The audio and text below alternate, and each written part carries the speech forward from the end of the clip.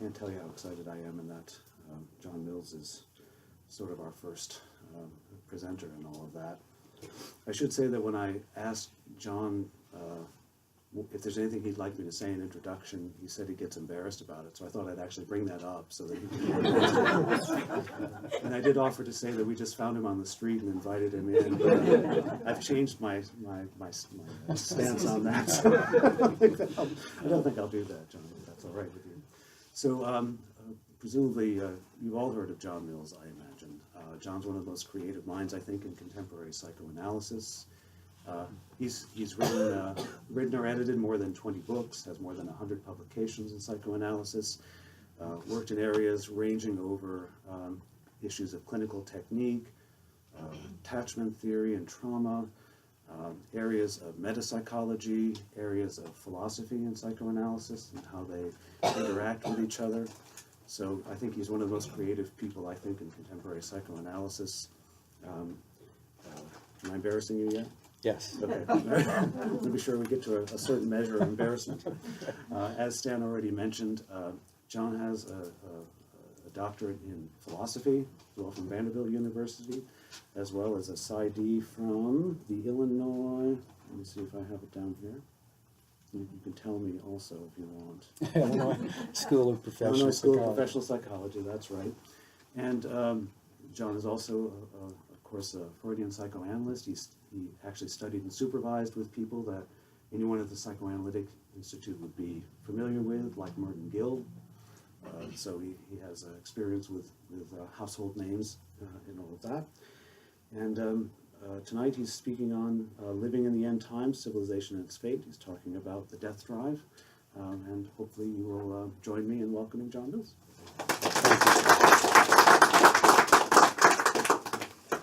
Thank you very much for having me. I hope I don't bore you. This is a long paper. I was told to speak for an hour and a half, and that we would have a half hour for discussions. But it's not an easy topic. So I'll begin, and hopefully you won't be sleeping. Are we on the brink of extinction? Is civilization destined towards self-annihilation? We must not underestimate the risk of the possibility that we may become extinct fairly soon. Let us examine some cold, sober facts. We're facing a planetary ecological crisis due to global warming, despoliation of our natural resources, mass-scale industrial pollution, desertification, deforestation, widespread collapse of ecosystems, and extreme climate change. World overpopulation is nearing a record tipping point, where food and water scarcity will bring about more famine, drought, pestilence, and death. Human violence and aggression, its concentrated pockets, are all over the world, with every inhabitable continent in turmoil, civil uprising, military conflict, or war. Unbridled capitalistic exploitation of consumer masses by corporate conglomerates, financial institutions, big pharma, and the insurance sectors are unprecedented, with obscene disparities in wealth and poverty to the point of social implosion. Global catastrophic hazards have escalated due to the environmental crisis, encroachment by man, destabilized markets, hegemonic national politics, collective ideologies, corrupt governmental policies, deranged despots, nuclear threats, terrorism, religious fundamentalism, internet espionage, cyber hacking, space wars, threats to public health, bioterror, infectious diseases, and psychological self-interest driving everything from vain desire to the local economy and international relations, not to mention the anathema of evil, abuse, trauma, greed, and the psychopathology of everyday life. Regardless of the degree of threat we assign to these calculated risks, we cannot ignore the ominous dread hovering over a wishing humanity. Our recalcitrant dependency on fossil fuel is slowly digging humanity a shallow grave. The burning of coal, whether in industrial manufacturing or to heat a home, is gradually suffocating the planet. The problem is so bad in China and India that you can hardly breathe in Beijing or Delhi. Soot from wood stoves covers the roads of Krakow to the point that it feels like walking on a floor of oil. I've been there. From hazards due to refining oil, fracking, tar sands extraction, natural gas leakage, pipeline distribution, transport accidents, offline rig explosions, to runaway greenhouse effects. Our ecosystems are deteriorating rapidly, hence threatening the sustainability of our natural resources and life on this planet.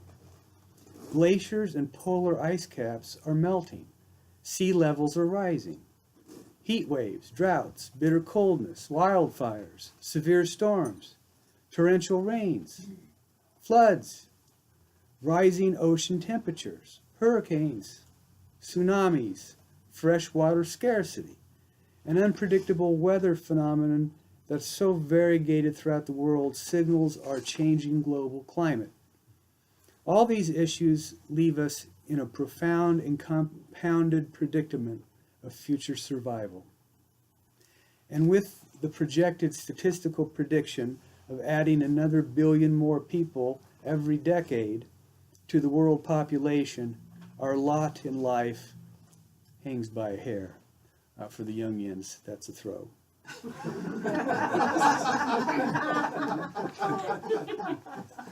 As our world economics are in flux and tumult, hence threatening the availability, price, and affordability of basic human requirements for sustenance, such as food, water, shelter, and medicine, as well as education and valued commodities that nourish the physical, emotional, and spiritual lives of the masses, we are likely headed for calamity. But we dissociate these realities because they're not happening to everyone at the same time and in the same place. We can no longer afford to bury our heads in the sand. The world population is now nearing 8 billion, which has proliferated by 1.4 billion in less than 15 years. Following this unprecedented, hurried growth, it's estimated there will be over 10 billion inhabitants by 2050. Most scientists believe that the Earth will not be able to sustain that many people, and if possible, not without grave consequences. The mass consumption of resources will likely be too taxing to support the plenitude of food required, which takes the majority of our water supplies and fertile earth surface to grow. Given that mass industrial and environmental pollution has severely tainted global water availability, compounded by unforgiving climate change, the paucity of clean drinking water is an urgent ecological and humanitarian crisis. The bottom line is that now, within our current times, we do not even have enough water or food to go around. Imagine what it will be like with 3 billion more people crowding the planet, all vying for the basic necessities of life. No longer is the threat of world destruction simply due to the forces of nature itself. Rather, it's from man. We continually poison our seas, land, and air, plunder our natural resources, and with callous disregard for future consequences, and disrupt Earth's regulatory mechanisms, hence ensuring the slow but steady deracination of our planet. Our ecosystems are deteriorating rapidly, and with the rampant marauding of environments, such as with the industrial excavation and burning of fossil fuels, cattle and sheep farming, mass mining, agribusiness, and the artificial manufacturing of biofuels, this systematically harms biodiversity and the atmosphere by accelerating greenhouse gas emissions. which further contributes to the global climate crisis that threatens our sustainability. As if the despoilment of our globe is not enough to worry about, we have to continuously face the prevalence of human aggression. All occupied continents are engaged in military battle, and there's no foreseeable end in sight. World superpowers, rogue nations, dictators, tyrants, autocratic presidents, I might add, revolutionists, insurgents, and international politics fueling existing warfare, hence leading to repetitive cycles of death, despair, transgenerational trauma, and systemic ruin. Global economies have been shattered, social infrastructures effaced, and daily ways of life destroyed, where entire communities have perished. Whole societies have been displaced, historical traditions broken, established customs nullified, and cultural identities lost. Diasporas, mass-scale refugees, and the walking wounded scurry to neighboring territories, often herded at their borders. Chaos, uprising, and revolt over impoverishment, maltreatment, and retaliatory aggression lead to further warfare, civil disorder, violence, and crime. Within our warming world, as the size of the global population balloons, and as we become even more overcrowded, there will be more scarcity, competition for resources, ruthlessness, and qualitative abjection. Dearth and human angst will likely motivate mass panic and brutality under the so-called influence of social Darwinism, which will predictably lead to more human tensions, exploitation, war, and suffering. Here the danger is of internal disintegration. Rather than mimic an empathic civilization, we will likely devolve into primitive desperation, where the ability to consider the lives of others will be eclipsed by the need for immediate benefit and tribal survival, even if that means we abandon a moral stance toward the inalienable other. This is predictable as rain. As our world economies are in flux and tumult, hence threatening the availability, price, and affordability of basic human requirements, such as energy, electricity, heat, the world is becoming less stable, predictable, and safe. No longer can we pretend that everything is fine as long as we, in our sheltered, privileged Western lives, remain unscathed or untouched by the events that transpire around us. Here, a universal security becomes an illusion. As we experience greater economic and social disparities worldwide, leading to concentrated pockets of civil protest, disobedience, and mayhem, such as what we currently witness in Europe, the Middle East, and Africa, every nation feels a trickle-down effect that not only threatens universal well-being, but also safety at home.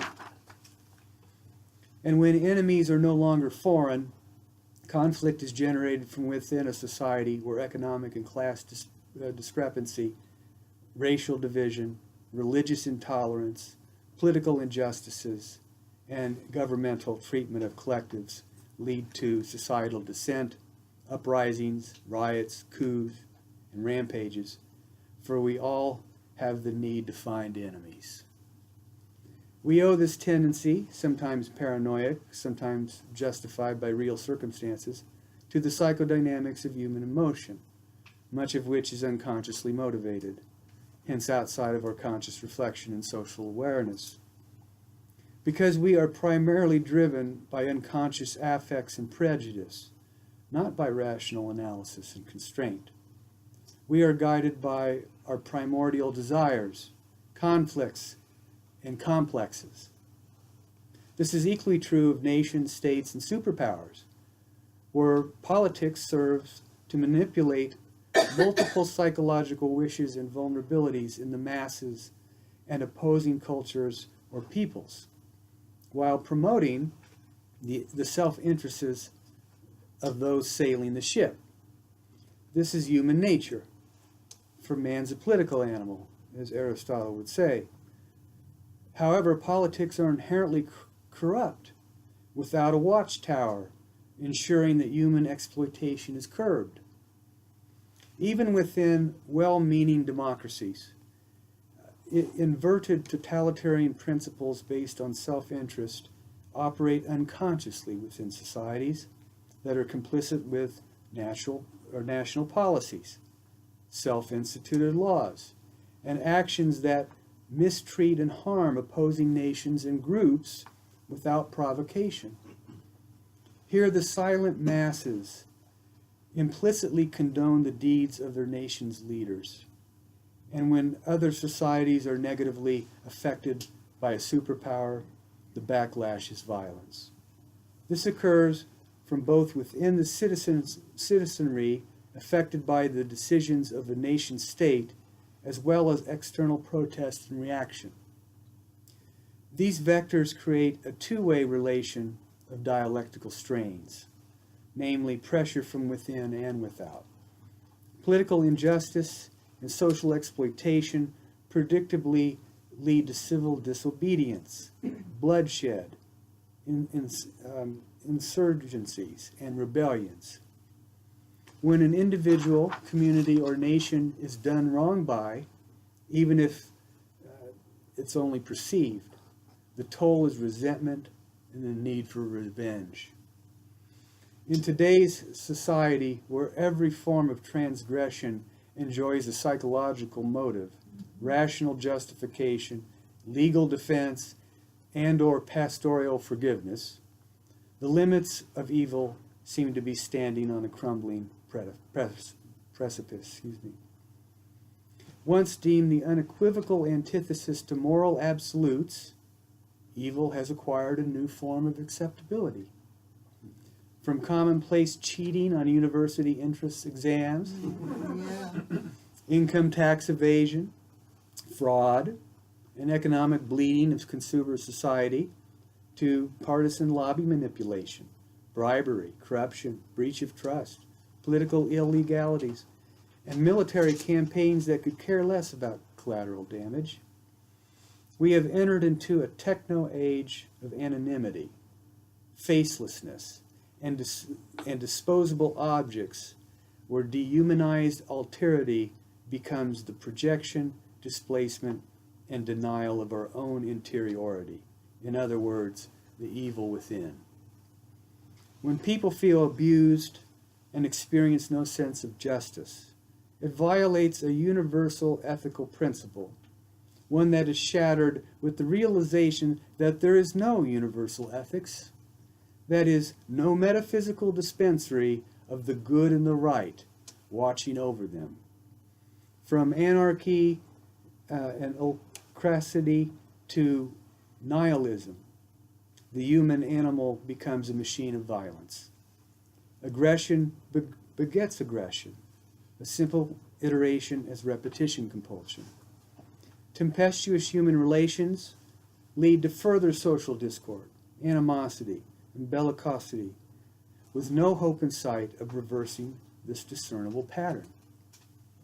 Developmental traumas and attachment pathology besiege the plight of the human being, hence hampering the ability to have healthy relationships, to feel genuine love and intimacy, and to have empathy and compassion for others, where normativity is colored by pathos. Child abuse in all its odious forms is a primordial scab on humanity. It becomes the bedrock of suffering in every society, where kids are held hostage in emotional concentration camps by their parents or culture. Victims who themselves have been abused, oppressed, subjugated, and demoralized. Here the enemy lies within our families and community, cryptically threatening our sense of refuge, well-being, and safety at home. Disease, migrant prejudice, refugee influx, child slavery, ground ghetto fighting, mass execution, barbarian style, and the drop in black gold sustain our attention every night while watching the daily news. The world has become a very dangerous place. Whether we admit it or not, we all live in fear of being assaulted, mugged, or raped, where road rage, purse snatching, abduction, and home invasion are common occurrences. Anyone could be targeted or murdered for the change in their pockets, where safety is sought in gated communities, rural isolation, or in owning firearms for self-protection. From random crime to gangs, the mafia, drug cartels, the sex trade industry, child soldiers, and human trafficking, no one is immune from danger, even if they own a Glock. When nuclear armament, bioterror, world overpopulation, major climate change disasters, global warming, etc., mass-scale industrial pollution, water scarcity, food shortage, nanotechnology that's used for ill, and extreme economic disparity threaten universal security. What shall we expect next? The internet has become a prominent global weapon. Cyber spies and computer hacking can derail technical operations anywhere, which can endanger the safety of nations and kill people at whim. With the manipulation of a computer mouse, one can readily steal, obstruct, and infect information programs with viruses and cripple corporations, banking systems, communication networks, and world economies, not to mention dupe the ignorant masses with false information. With the transnational price of oil fluctuating, the fickle economic fluidity in the Eurozone, India, Brazil, Africa, Canada, China, and Russia have all felt the pinch of recession. And with the spread of the Taliban, jihadist extremism, Boko Haram, and Islamic State militants such as ISIL and ISIS, the destabilization of global security adds another layer of panic to a foundering world economy already worried about public safety. The tribal warfare in Middle Eastern Islamdom is perhaps one of the greatest threats to global stability, where Armageddon and messianic holy wars are manufactured by psychopathic leaders in the name of God, affecting everything from air travel and tourism to border crossings, national security, counterintelligence, and unbridled global surveillance. Racial uprising and social volatility in the US, UK, South Africa, and Germany, among other nations, only reminds us that skin color means something to a hating other. And with religious chauvinism among Muslims, Hindus, Christians, and Jews alike, radical fanaticism, tyranny, totalitarianism, and more beheadings are just around the corner. Christendom in America is interfering with civil liberty rights and conditioning how governments should view education, morality, and private affairs, while autocrats in North Korea and Iran flex their muscles with nuclear testing, only adding to more alarm in global security and instability in foreign affairs. Deregulation of industry and the push for privatization of business under the auspices of free democracy, open markets, neoliberalism, and global capitalism only leads to systemic corruption. For without regulation, checks and balances, and central oversight, every modality of dishonesty, exploitation, and vice will enjoy its swindling moment, or else pay a parasitic lawyer to find a legal loophole. Banksters and the mega financial sectors have become too big to jail. Human nature is replete with psychopathology. We are not warm, loving, gentle creatures by disposition, throw away to Freud. Rather, those qualities our developmental achievements due to domestic socialization practices inherent to a civilization process. We can easily regress to animality when hard times hit, the underside of evolution. The way we aggress, abuse, oppress, and use others as throwaway objects speaks to the dark shadow side of the psyche. Family cruelty, sexual molestation, physical abuse and intimidation, crime, sadism, murder, human trafficking, sex trade, baby buying, children sold into slavery, and so on, become the new normal. Although I claim no call to Armageddon, unlike the cult crazies, conspiracy theorists, doomsdayers, and religious fanatics, we may be hard-pressed to ignore an obvious question. Are we living in the end times?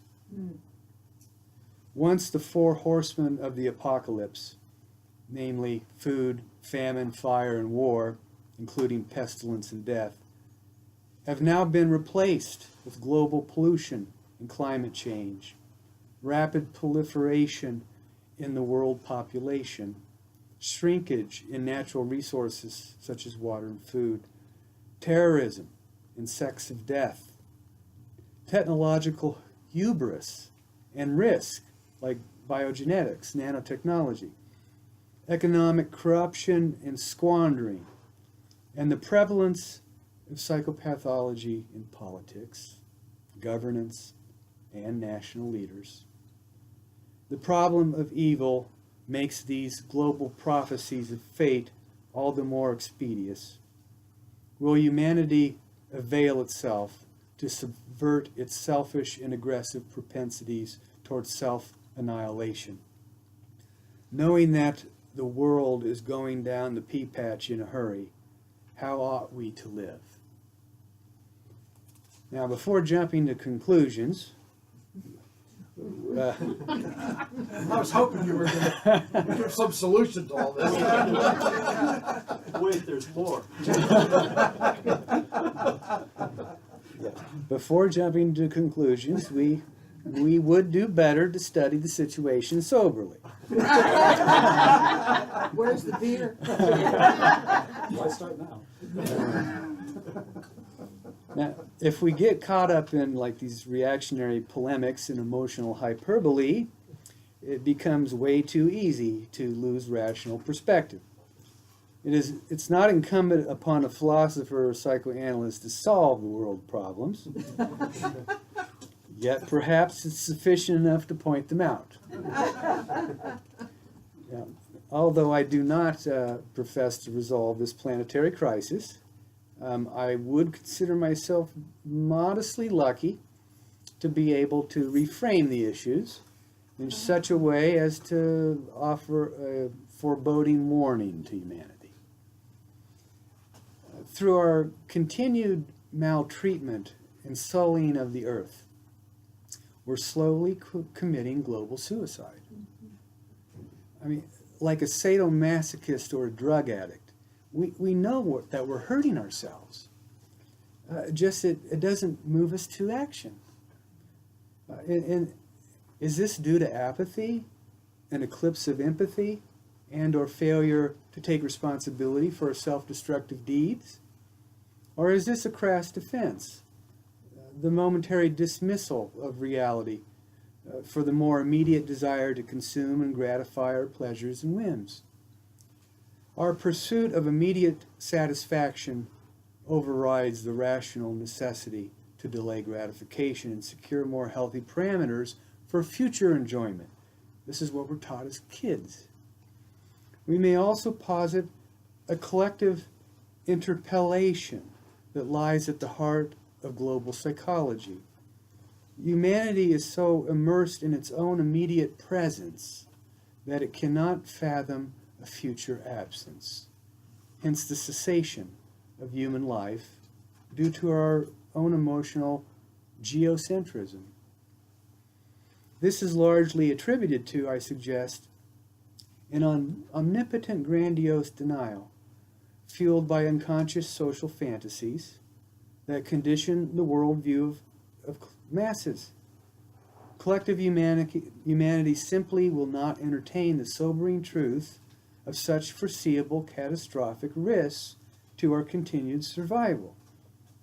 Unconscious wish fulfillment is so strong that the need to believe in a futurity that for all practical purposes will go on forever is delusional. It's only on the condition that we suspend empirical evidence for the politics of unconscious ideology that we can go on living in denial. These fantasies fly in the face of the reality principle, for we cannot negate the fact that we're incrementally killing ourselves. But despite all the evidence, deep down we really can't allow ourselves to believe it's so. These observations lead us to the conclusion that our immediate concerns and desires we fulfill in the present are more important than the future, and that our own children's and grandchildren's future a rather myopic form of selfishness indeed. Here we have failed to contemplate the ethical and have not held sacred the covenant we have pledged toward respecting and preserving our earthly alma mater, the nurturing ground of our existence, without which we will no longer sustain life. In our technological and planetary devastation of being, we may observe the self-destructive principle at its zenith, working silently but ever so conspicuously. As the world cataclysmic decay of civilization through ecocide and self-annihilation is looming in the shadows of the abyss, the failure of collective rationality, guilt, shame, and ethical rectitude to act has devolved into its own pathos. The ignorance and inertia of self-consciousness, our moral decay of reckoning, social Armageddon.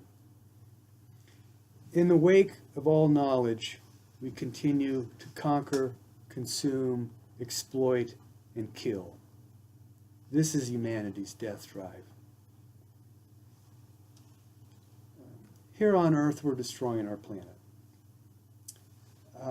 This is an irrefutable empirical fact. Greenhouse warming, climate catastrophes, and aberrant weather phenomena occur every day throughout the globe, and yet we do very little to prevent it, let alone reverse its course. Moreover, we are the cause of global warming and the Anthropocene. Despite the fact that we see the ruin with our own eyes and do practically nothing to mitigate the ecological crisis, world masses have adopted a collective bystander effect, where denial and abnegation of social responsibility lie at its very core. Like with the homeless and vagabonds on the streets, we have largely become spectators, passively observing the deterioration of the Earth's biosphere without so much as lifting a finger to help. We just watch, waiting for someone else to jump in and fix things. What explains such lassitude? Although many claim to be ignorant of climatology and the earth sciences, even adopting skeptical and dismissive attitudes toward the validity claims made by natural scientists who study such matters for a living every day, we cannot deny empirical facts without succumbing to delusion. Political, capitalist, corporate, and personal self-interest are likely to be the main culprits motivating climate skeptics, criticism and denial of the planetary crisis that is altering the Earth's energy balance. This is particularly the case when big business, such as the oil and gas sector, has invested capital in extracting oil from ground wells and tar sands, or in probing natural gas sources, despite the fact that hydraulic fracturing or fracking has triggered earthquakes during its exploratory operations, such as in Canada. And when political policies threaten to interfere with established social expectations and financial profits, Everything from the gross domestic product to social class, material wealth, public health, and personal happiness are affected. And here lies our paradox and fundamental ambivalence. In order to save the planet, including ourselves, we have to give up the primary means in which we depend upon to enjoy life. The Earth system is no longer operating effectively within its set of bounds and constraints because its conditions have been strained and pushed to the limits governing the principles of homeostasis that maintain order, optimal temperature, and climate stability. In fact, Gaia's future looks grim. Although she's a tough bitch, scientist James Lovelock predicts, quote, she'll die from overheating. Lovelock and many other noted climate scientists are painting an ominous picture of the fate of humanity. As the planet continues to warm, most living things will eventually die. Once we pass a threshold state, a proverbial point of no return, the damage is irreversible. This is not simply hysterics or paranoia, as climate skeptics will attempt to persuade us to believe, but cold, sober facts based on all the available objective evidence we have. In Lovelock's estimate, quote, before this century's over, billions of us will die, and the few breeding pairs of people that survive will be in the Arctic region where the climate remains tolerable. Not only will wildlife and whole ecosystems go extinct, but the planet will lose a precious resource, human civilization. End quote. With the thought of an exodus to the North Pole as our sole chance of survival, it becomes fitting that Lovelock's conclusion is rather biblical. Quote, Gaia now threatens us with the ultimate punishment of extinction. End quote. Will she take her revenge? Now, how do we make sense of our global bystander effect? Why do world collectives turn a blind eye to the common sense reality that lies before them? Is this simply due to denial or the unconscious illusion of constancy? Perhaps a simple economy of splitting and emotional detachment is at play, or some grandiose hubris governing egotistical narcissism that opines we're the center of all things, hence hardly giving a passing thought to a world that's greater than us. May I further suggest it's because it's simply too big of a problem to fully understand, let alone fix. And even when there is sufficient understanding of the problem, individual action alone can do nothing to ameliorate it.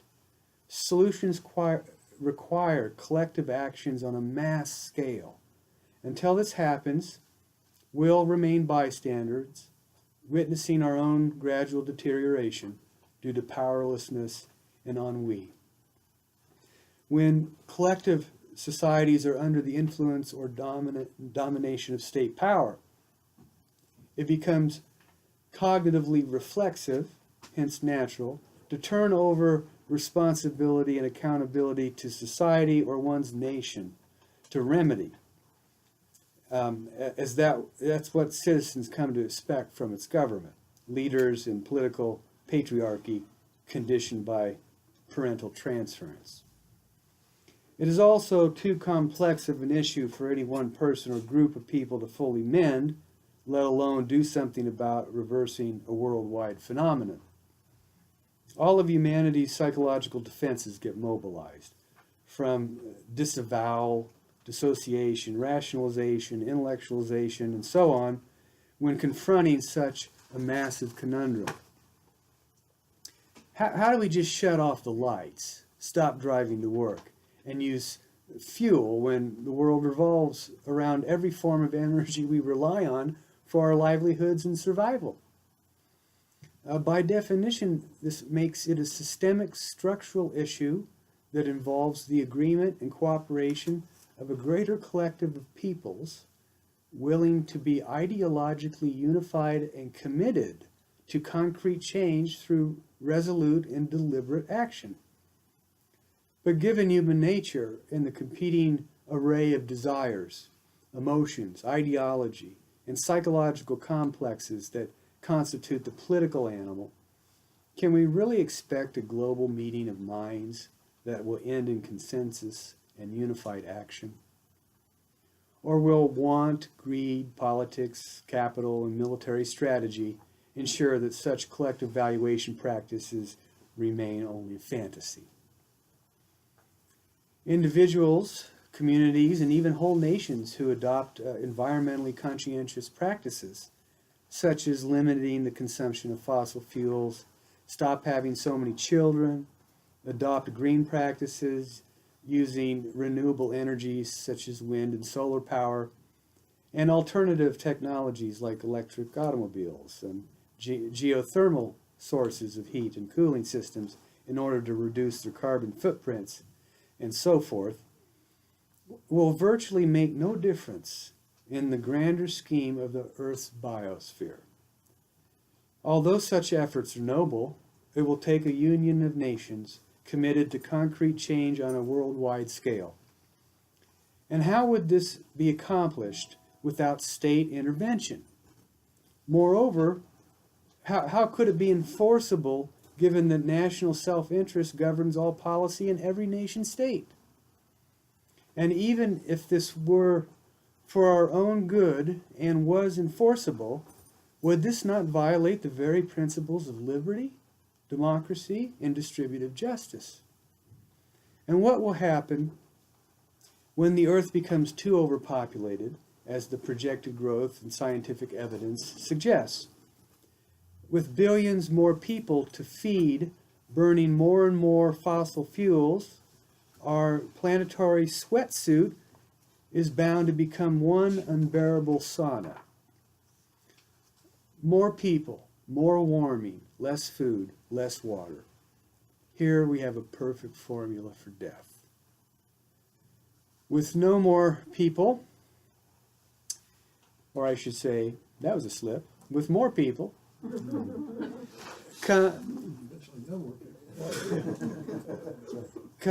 with more people comes congested cities where everyone is crowded into quarters like rats. Sanitation and hygiene problems, economic inequality, social disparities, threats to personal security, increased crime, human health problems, and higher prevalence rates of aggression and psychological disorders, leading to more violence, addictions, mental breakdowns, hospitalizations, disabilities, and incarcerations. Our world politics and daily affairs will likely become more mistrustful, vigilant, strained, unpredictable, and paranoid. Runaway climate change will change global security, with developed countries becoming more like militarized police states with heavily defended borders against climate migrants seeking food, water, shelter, and medical attention due to decimated economics and lack of basic necessities. It is predictable that there will be an escalation in violence, civil turmoil, war, and international military conflict over real or perceived threats to national self-interest and grabs for capital, land, and resources, where asylum seekers will be denied access to other countries due to limited reserves of water and food, fears of poaching, bringing disease, and attracting the criminal, immoral, quote, evil other, who will harm citizens or steal their chickens, jobs, sexual partners, and enjoyment. Do I sound like Trump? As long as organized terrorism and religious fundamentalism continue to reign havoc over the world, more vulnerable nations will simply atrophy or implode. With lawless religious fanaticism come new holy wars backed by military invasion, wholesale slaughter of innocents, infrastructure collapse, complete destitution, spread of pestilence, and mass starvations where humanitarian aid would simply grind to a halt. Yemen is a good example. Citizens would be confined within the circumference of their communities and nation states, left to the peril of whatever crises, victimization, oppression, or trauma that besieges them at any given moment. Here, mayhem and mass hysteria are just around the corner, perhaps even a third world war, which I predict. I see no viable way of technologicalizing our way out of such a menacing mess. No amount of spin or salesmanship can take away the real danger to our future existence. We should be very leery of quick fix remedies, platitudes, silver-tongued politicians, beguiling entrepreneurs, and technocrats who claim to offer concrete solutions even if they are complex and time-consuming. For any pitch it fixes belies a financial motive disguised as social altruism, concealing a desire for profit behind propaganda reliefs. We need radical behavioral change on a supraordinate scale, and no one is willing to do that. Despite shifts in social conscientiousness and enthusiasm for green energies, again, such as solar and wind, even nuclear power, geoengineering, desalination, and renewables, this is not a planetary solution, for almost all of these technologies require ongoing exploitation of our natural environments based upon altering ecosystems and extracting metals through extensive mining. And even if we are forced to choose the lesser of two evils, humanity is not on board for a global synchronized effort to give up what we currently rely upon for a futurized state of affairs based on speculative theory, even if it is scientifically sound or plausible. Human nature just doesn't work that way. Very few people like radical change simply because it upsets the apple cart. No one likes disruption and instability. This is why the masses are so susceptible to the lure of ideology. As long as certain social fantasies are nurtured by an authoritarian force beyond their control, they're willing to believe it that's in their best interest. The unconscious mantra of humanity becomes, don't worry, we'll take care of everything. We're too clever and too intelligent. We'll be able to invent our way out of this mess. This is not a sobering truth, but rather an imaginary wish, and we must face it. What we wish to be the case and what truly are the facts can be an annoying, inconvenient actuality. This is also why social collectives have fickle temperaments. When various fantasies are not fulfilled or sustained, dissent and insurgencies occur. I mean, let's face it, most people, meaning in the world, are stupid sheep in the meadow. The feeble lassitude that infiltrates inquisitive society contributes to the problem. And so do politicians who become unpopular if they call to arms a change in the status quo, as they know they won't get elected again, but rather deposed. Of course, any call to sacrifice the immediate for the future is met with a dismissive groan, because human beings want instant gratification without delay or nuisance. People vote for the here and now and want their needs met immediately, not in an abstract future. The way governments justify this level of inaction is by exploiting public opinion and scientific uncertainty. What this means is that personal gain, emotional prejudice, partisanship, and the desire to please others' desires are more important than what is right or beneficial to us all.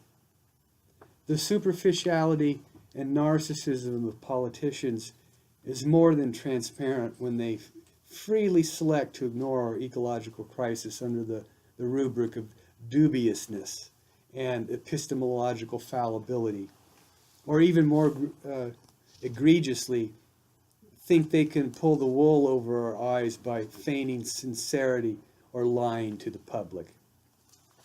Jared Diamond calculates that there will be a continued collapse of societies based upon the historical observation of ecological decay, economic disparities, cultural clashes, and political hegemonies, precipitating vast social declines that will eventually lead to a drastic decrease in the human population over a considerable area of our world civilizations for an extended period of time. In his anthropological analysis of the degeneration and ruin of many ancient cultures, a clear pattern emerges. Societies collapse due to their own negligence in failing at choosing viable, hence rational, alternatives. Previous societies have simply destroyed themselves because they did not attend to the environmental problems they created. We may refer to this unintended ecocide as neglect over respecting the environment and the natural resources upon which they depended upon. What is relevant about Diamond's analysis is that many great ancient civilizations, such as the Greenland Norse, Polynesian Islanders, the Anasazi, Maya, and Vikings, as well as recent contemporary societies, including Rwanda and Haiti, collapsed due to an unanticipated growth in the population, need for increased food supply, and water required for farming and irrigation that led to environmental destabilization, abandonment of lands, and unsustainable practices, not to mention societies fraught with famine, disease, wars, civil unrest, fighting among neighbors, internal corruption, ethnic hatred, and overthrows of elites by disgruntled masses. Here at the very least, if this happened to us, we would be plummeted into a lower quality of life in terms of material standards, economic and social security, safety from physical threat, health risks, and shorter lifespans, and the deterioration of modernization as we know it, including loss of subjective happiness, value, and meaning, the very ingredients that make life worth living. Now, I'm more pessimistic. Finally, the bad news.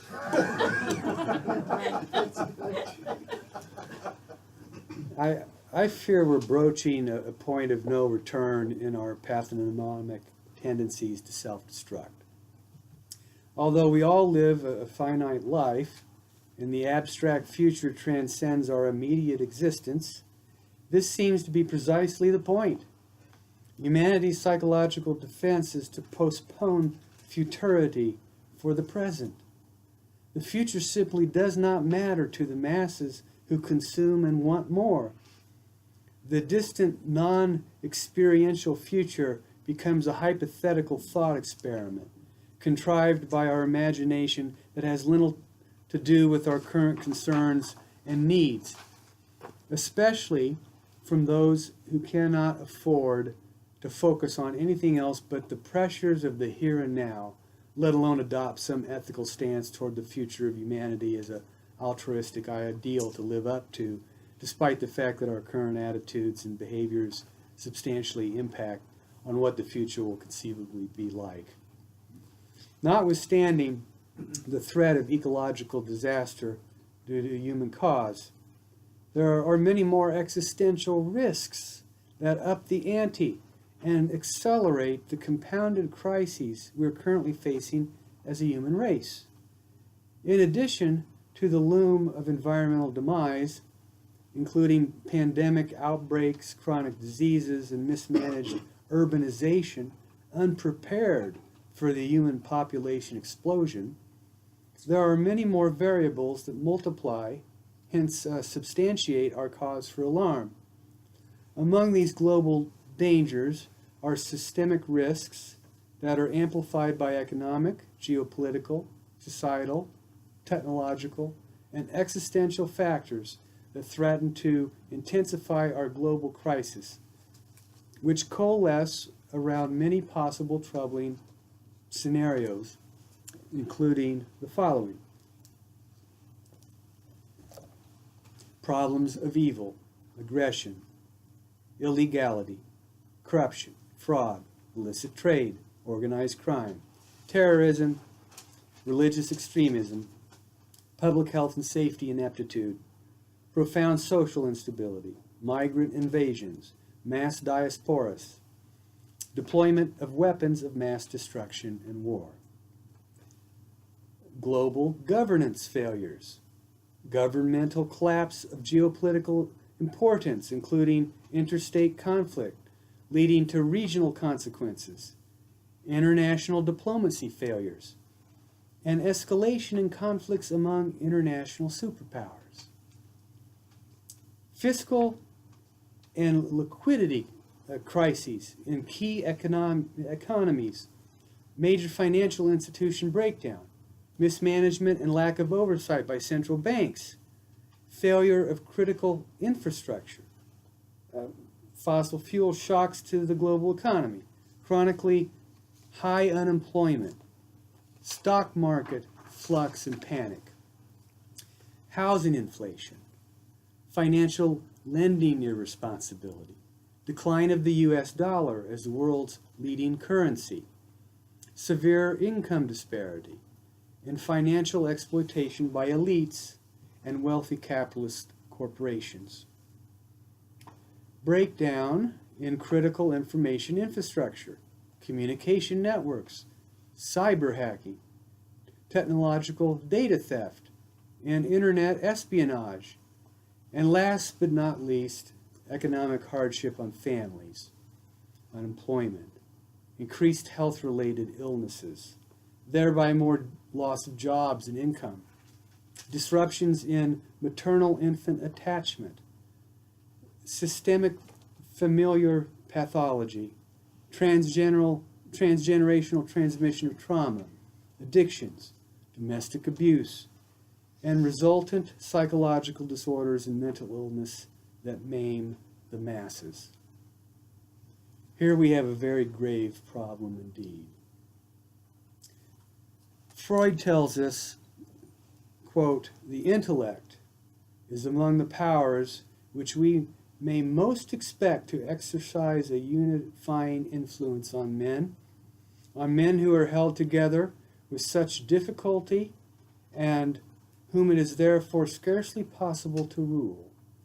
Our best hope for the future is that the intellect, the scientific spirit, reason, may in process of time establish a dictatorship in the mental life of man." End quote. Is it such a utopian expectation to think that we can subordinate our pathological natures to the monarch of reason? Perhaps this is the true meaning of faith. For even if there are no emotional ties that exist between people, cultures, or nations, the bonds of reason can join us in mutual appreciation for the ought that dictates even our most irrational moments. Having offered this optimistic gesture,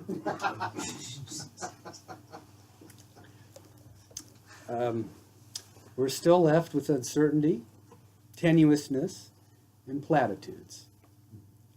We're currently experiencing a crisis of liberal capitalism in North America and the UK, which has led to economic exploitation of the masses, engineered by those who want to make obscene amounts of money quickly and unabashedly at others' expense.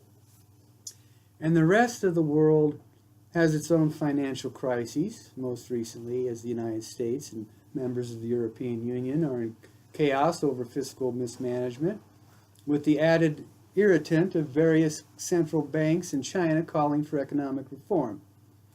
This has only been compounded by the fuel crisis, destabilizing markets all over the world.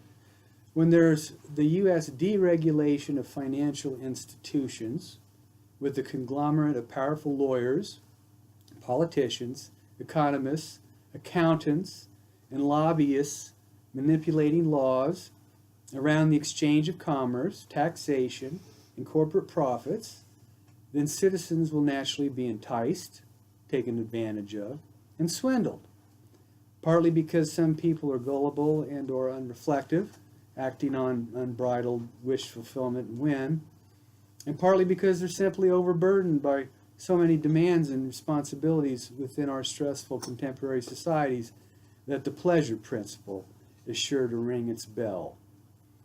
We want relief, and be quick about it. The vulgar popular expression is, fuck everyone else. The only thing that matters is me. This is a common sentiment. I further suggest this is a failure of value inquiry, a painful revelation about our collective moral psychology. We're destroying the planet, sullying and stealing natural commodities from impoverished countries that are sold off by corrupt government officials, hence causing new poverty and hunger where people turn to rioting, looting, and killing because they have no rice or bread to eat, thereby generating social calamities and potentially that have worldwide effects. When people are deprived of the basic necessities for human survival, it's illogical to reproach the outrage fueling such desperate acts of aggression and social discord. Would you want to be treated like an object that does not matter to the rest of the world? This is rational conscience speaking. The object here is actually a unity of subjects, a collection of peoples who are exploited because the law says they can be. Remember that the law is what the people in political power determine to be the case. It can change at any time, contingent upon the instrumental functions that bring that about. When collective social systems facilitate ecological risk and allow world erosion to happen, we must critically target the ultimate sources of responsibility. In industrial countries, the populace clearly experiences such trickle-down effects when spikes in gas prices immediately affect the cost of transportation and availability of food and produce. And when people in non-industrial or developing countries have no credit cards to rely on to offset their lack of capital or debt, it becomes a matter of life or death. As our planet faces increasing desertification due to climate change, environmental pollution, and human spoilage, water wars are generating global concern and economic exploitation. Yes, we buy these water bottles. The shortage of drinking water compounded by corporate pollution is resulting in the poisoning of our water supplies. Industrial pollution is credited for producing biologically contaminated water due to the mass dumping of chemicals, pesticides, rocket fuel, and pharmaceuticals discarded by large animal factories and sewage treatment plants. Furthermore, the capitalist privatization of water leads to large-scale neglect of water systems by introducing contaminants that are directly hazardous to citizens, particularly those in disenfranchised nations. Literally, governments are selling their water off. Exacerbated by a lack of proper sanitation. Millions of people die each year due to waterborne diseases, primarily small children up to the age of 5, and as many as 1 out of 10 in India. Industry is always thinking about the, quote, bottom line. The cheapest way is the desired norm if you're a businessman. As long as capitalists control water supplies, they can exploit the rest of the world. It is understandable that, under these circumstances, how large groups of peoples would succumb to squalid instinct when every man is for themselves is the bottom line. Living in squalor without dignity or a dime leads to perpetual insecurity, sorrow, bitterness, and the need for retribution. If this continues without global intervention, we can predictably foresee the eruption of mass social psychopathy, where disenfranchised countries become a breeding ground for death, depravity, and, as we see, terrorism. Slavoj Žižek alerts us to the two principal dangers confronting our world today is unbridled capitalism and fundamentalist religious extremism, which he believes is leading to an apocalyptic zero point. But the real culprit he focuses on is the global capitalist system itself. He tells us, quote, the four riders of the apocalypse are comprised of by the ecological crisis, the consequences of the biogenetic revolution, imbalances within the system itself, problems with intellectual property, forthcoming struggles over raw materials, food, and water, and the explosive growth of social divisions and exclusions, end quote. From invisible migrant workers deprived of all privileges and used as slave labor in order for us to have dollar stores and cheap blue jeans, to crazies who announce their irrational intent on using a nuclear device or a potential biological and chemical weapons.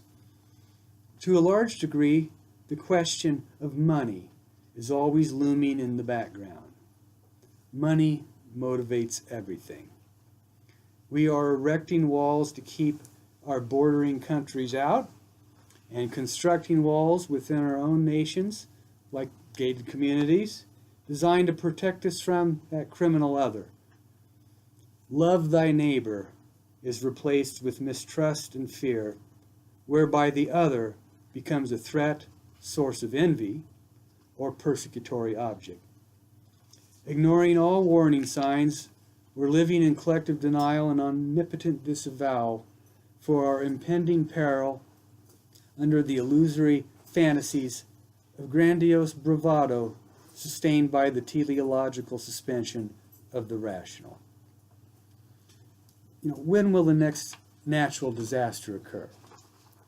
When will the next bomb go off or plane fly into a building?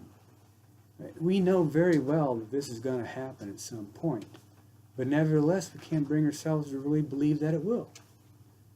Despite the fact that reason tells us to stop the exploitation, corruption, indulgences in excess, and the destruction of our natural resources, we still want.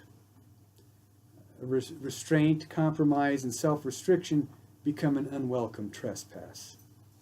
The reality principle is conveniently forgotten when urge, impulse, and caprice are beguiled by immediate objects of tantalizing pleasure.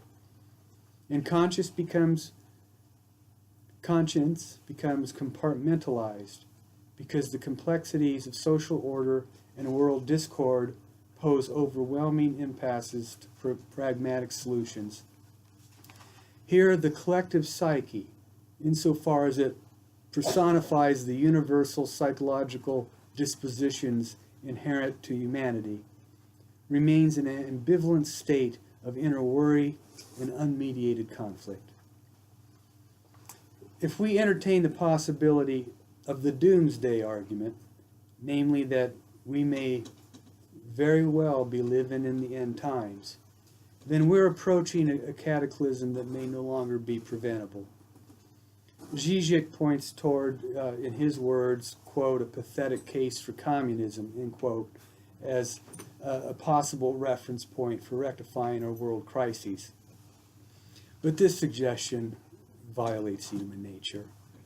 As long as a macro system supports capitalist self-interest, human need and greed will gravitate towards self-pursuit over that of shared equality or the uniform distribution of material wealth through financial egalitarianism.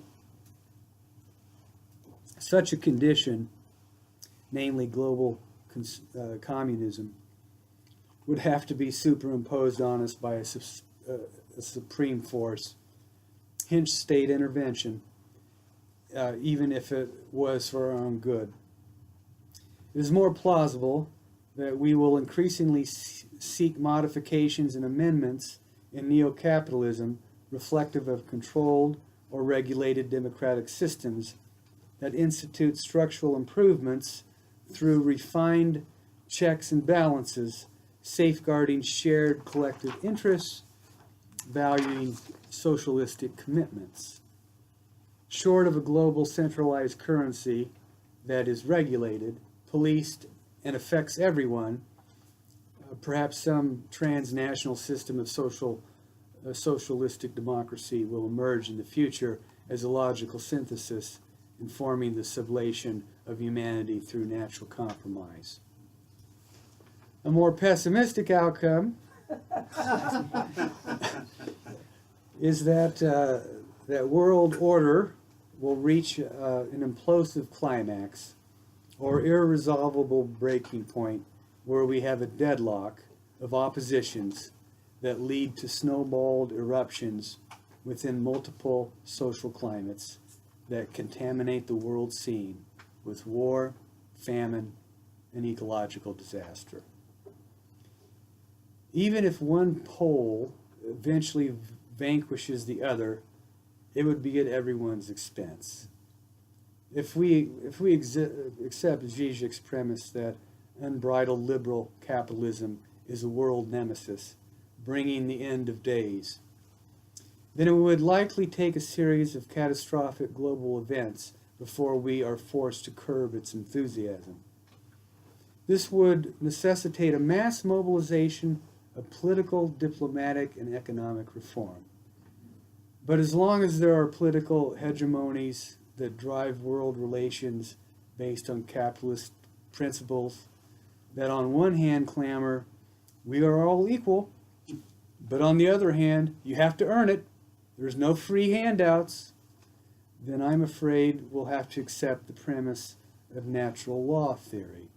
Namely, what is natural to do is what is right to do.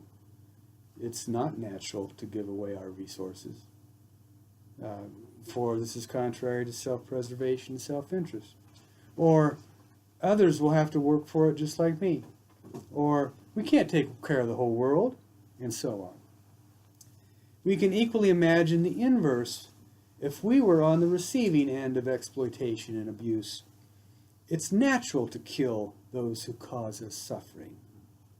And here we return to the question of pathos. Some of us, by necessity, have to suffer more than others. Futurologist Freeman Dyson speculates that within a few hundred years, human beings will colonize other galaxies, mutate into post-human forms of subspecies, and adapt to space extraterrestrial environments beyond Earth.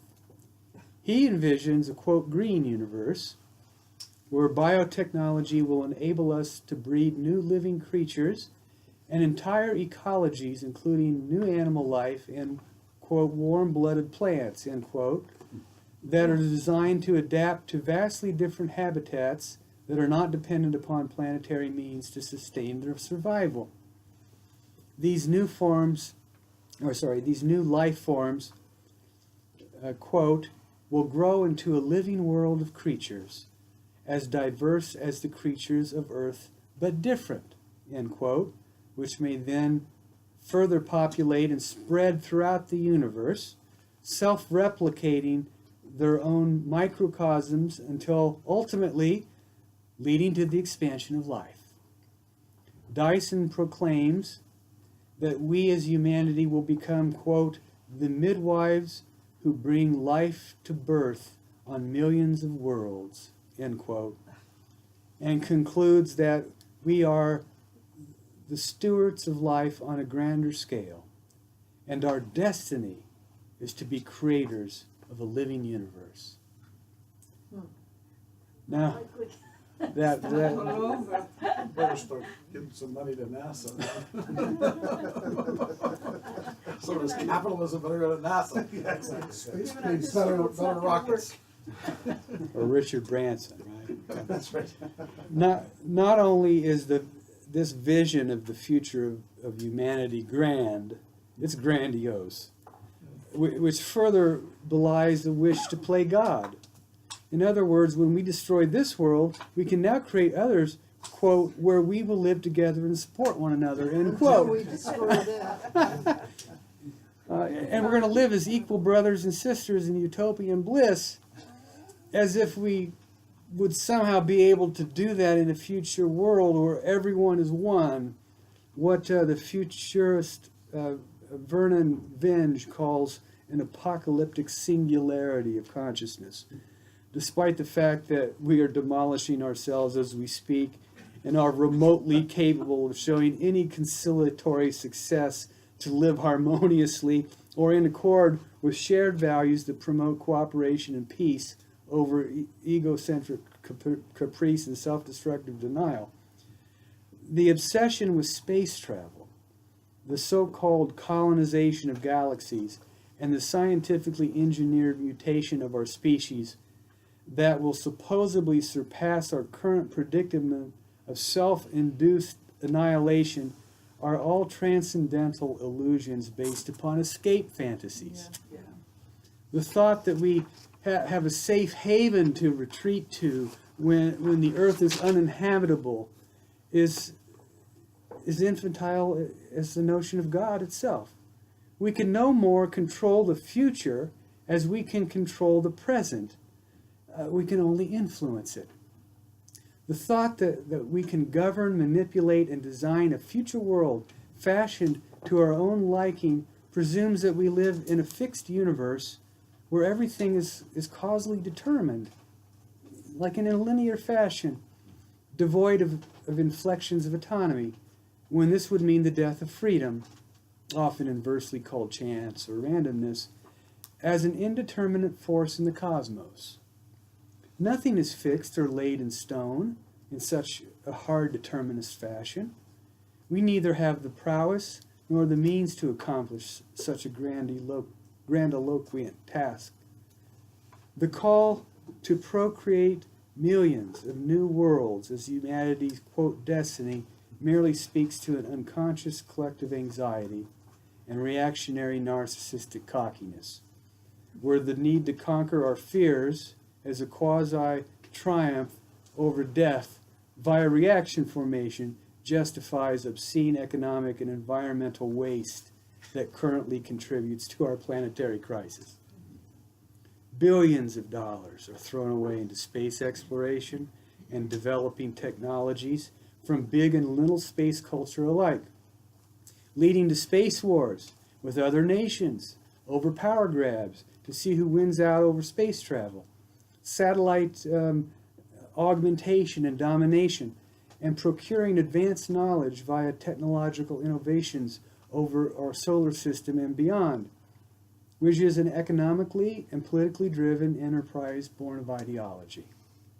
The underlying omnipotent illusion is we're going to do the impossible, hence create a new and better world.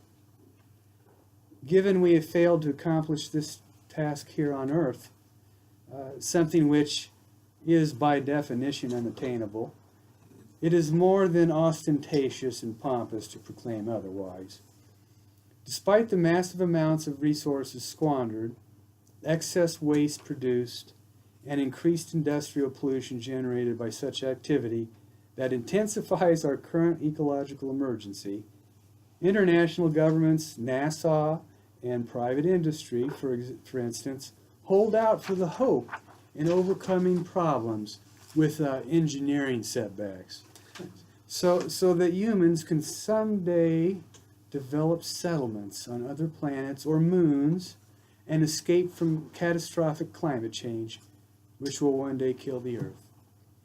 Rather than put such systemic efforts and funds into developing methods of ameliorating our current situation by resuscitating Gaia the focus is on securing a future escape hatch, which, even if possible, would only save the wealthy and powerful elites, while forsaking the rest of us poor slobs.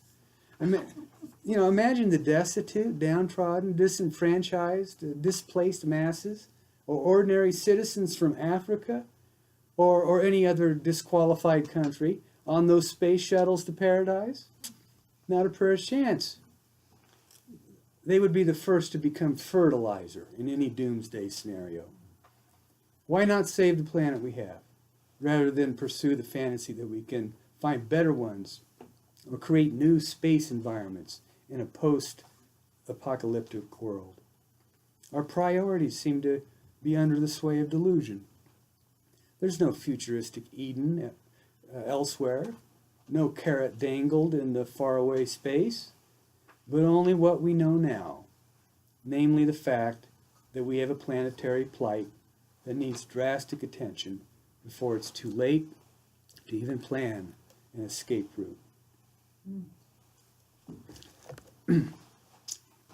In conclusion,